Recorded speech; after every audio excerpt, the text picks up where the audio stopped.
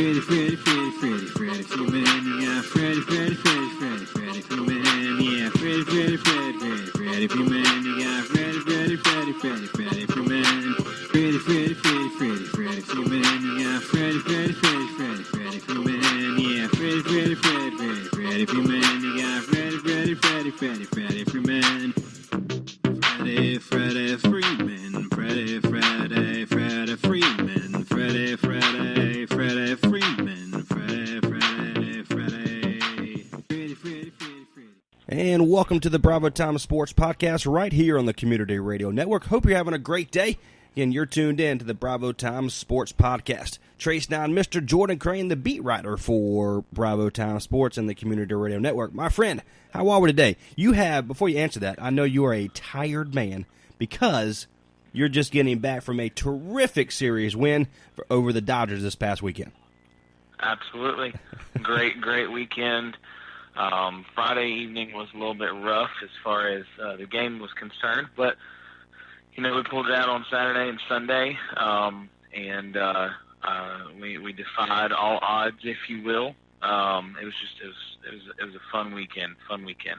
So most believe, and of course me and you do, because we're broadcasting or talking about the Atlanta Braves, that these two teams are going to meet either in the NLDS. What was the atmosphere there compared to what we just either see on TV or we listen to the radio? I would say honestly that the atmosphere Friday was good, but I'll also say that the atmosphere Friday got quenched pretty quick, just because the Dodgers jumped out to an early lead with the Cody Bellinger home run, and yes, I know the Braves got three back, but then things kind of unraveled there. So it was not, everybody was lively, everybody was upbeat, especially with the weekend festivities because of it being alumni weekend. I actually got to be on the field for the presentation of the alumni. That was really cool. And so, from that aspect, everybody was lively and upbeat. But as the game got going, it was very apparent that we were overmatched, at least in that game. However, Saturday, it was not that way. We were not overmatched. We went toe-to-toe with them. And, I think if I'm being honest with you, are the Braves playing their best baseball right now? No. They're playing good enough, but they're not playing their best. And I would dare say that the Dodgers are in the same boat. They're not playing their best either. But the reason that both teams are not playing their best is for different reasons. As we saw with Dustin May coming in for a relief appearance Sunday afternoon, ultimately giving up the game-winning runs with the grand slam from Ortega. They're trying to figure out. They've got the division wrapped up. Not technically, it's not clinched, but it's all but wrapped up. They just hadn't put the bow on the gift yet. And so, they're trying to figure out what their playoff roster is going to look like. They're going to spend the next, 4, 5, 6 weeks trying to figure that out. The Braves are still fighting for a playoff spot. Believe it or not, I know some Braves fans are going to be are going to have a hard time hearing that, but they're still fighting for a playoff spot because, even though we took 2 out of 3 of the Mets, they're still hot on our tails. The Nationals are still hot on our tails, who are getting Max Scherzer back. And then you've got, in the NL Central, you never know what's going to happen in that one, that division either. And so I would say that, the Braves are still fighting for a playoff spot. More than likely going to get it. I think their odds right now are in the high 80s to low 90s as far as the percentage is concerned. So, they're going to get in. It's just they're vying for that second position, that second seed in the playoffs. And so they're trying to win as many games as possible while also trying to figure out what that playoff roster is going to look like. even though they're not at full strength. And that's kind of the dilemma that the Braves are in. And so that's what was so incredible about Saturday night's win. I wasn't there for Sunday, watched Sunday afternoon, and that was just a great win altogether.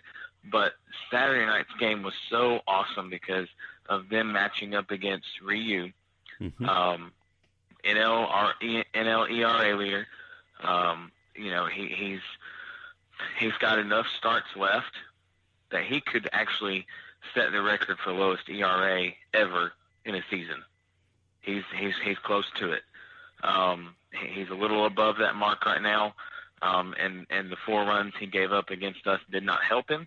But that's only the second time all season that he's given up more than 2 runs in a game.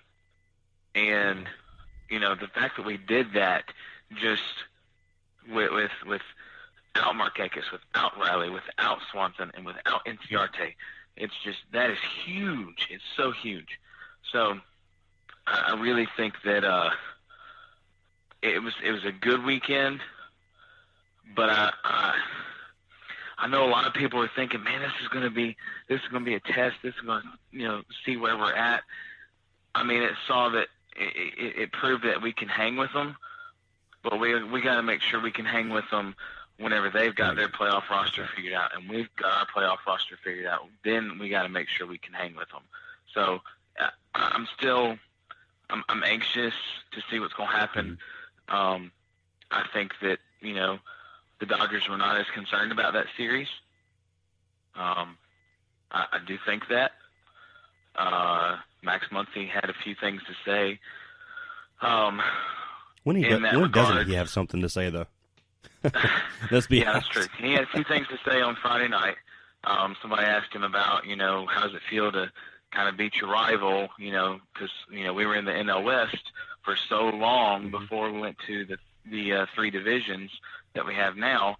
We were in the NL West, and so we were a rival with the Dodgers. We played them a lot throughout the season. Only over the last, help me out, is it last 20 years, 25 years since the 3 divisions and the introduction of the wild card, we've not been playing them as much. So, in a sense, we are rivals with them, and it's very clear that they're number 1, and we're doing our best to make a case that we're number 2, and we're trying to close that gap between 2 and 1.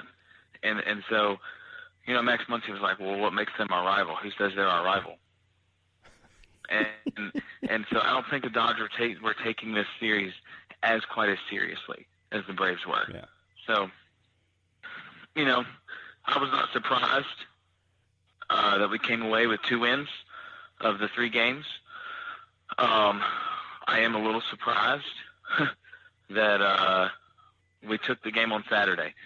If I had picked games to win, I would have picked Friday and Sunday.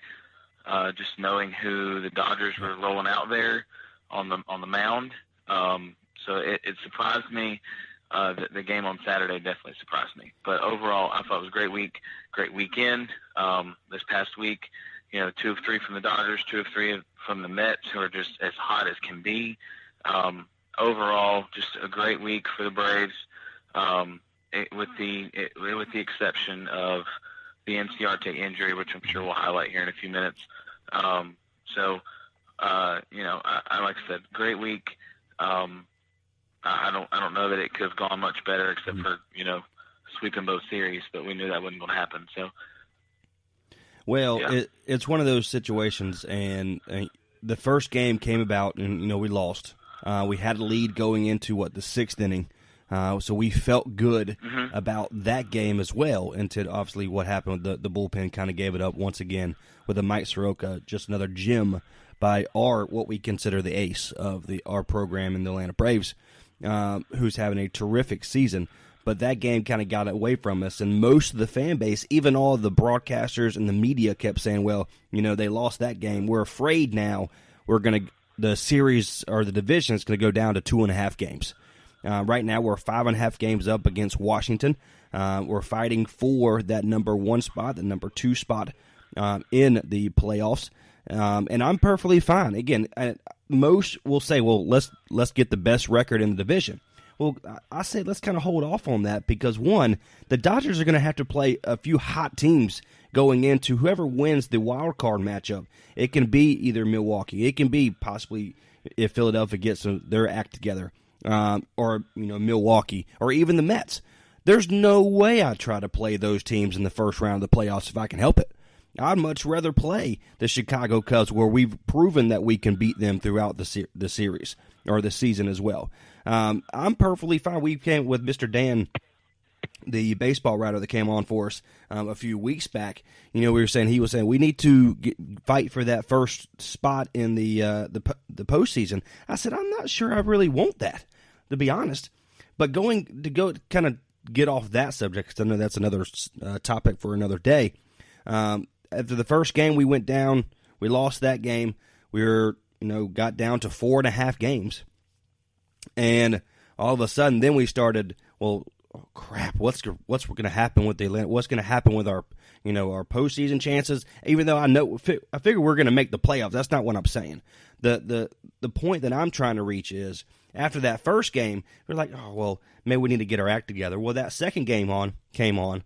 We played a fantastic game. The third game came on, and then it took the heroics of our brand-new shortstop and our brand-new outfielder to come in and produce heavily for what, Ortega, that's his second home run ever in the major leagues, and it was a grand slam that won the game over the Dodgers. So I agree with you about how the Dodgers itself wasn't taking it too serious because they're 18.5 games up over Arizona.